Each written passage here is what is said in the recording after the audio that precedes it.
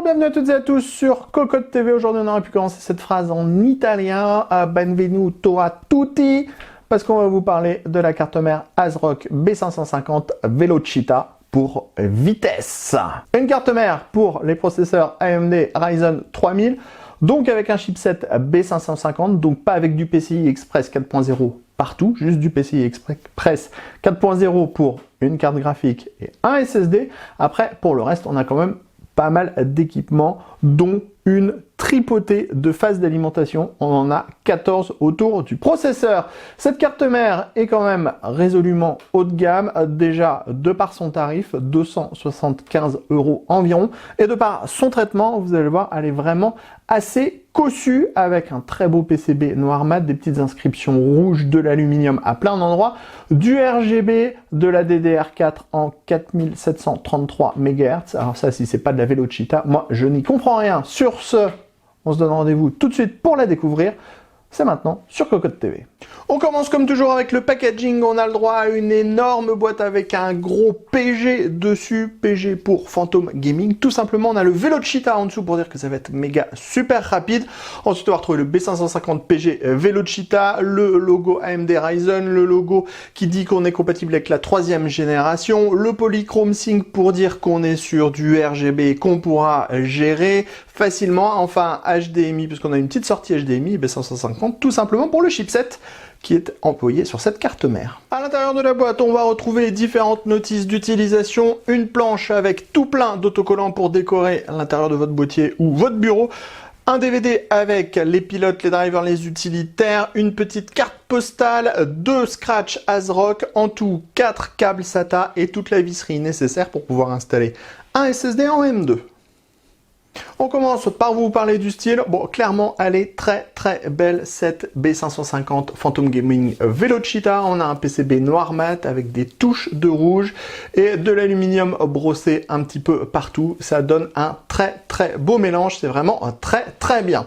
Autour du socket qui accueillera donc votre processeur AMD, on va trouver pas moins de 14 phases d'alimentation. Les 14 phases d'alimentation, le processeur seront alimentés par un 8 pins et un 4 pins. Juste à côté à droite, on va retrouver 4 DDR4, pardon, on pourra grimper jusqu'à 4733 MHz en OC, et donc ça prendra en charge 128 Go de mémoire maximum. Ensuite, on a le 24 broches ATX sur le côté droit, l'USB type C, l'USB 3.2 Gen 1, ensuite 6 SATA, juste en dessous le petit postcode, et là on va retrouver tous les connecteurs pour les power-on, le reset, les USB, l'audio, le RGB, un power-on classique avec un bouton, donc pas besoin d'avoir un petit câble qui vient dessus. On a également le reset.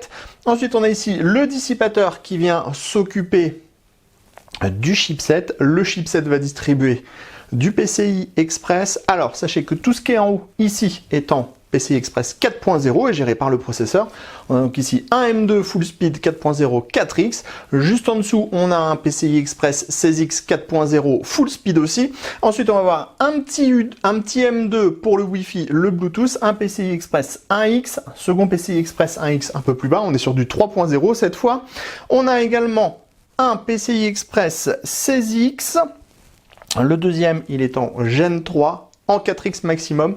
Enfin, on a de nouveau un M2, on sera là aussi sur du Gen 3.0 et on sera sur du 4X. Enfin, on a toute la partie audio ici qui est séparée du reste du PCB de la carte mère, et on a un chipset en 7.1 en HD audio avec une puce Realtek ALC 1220.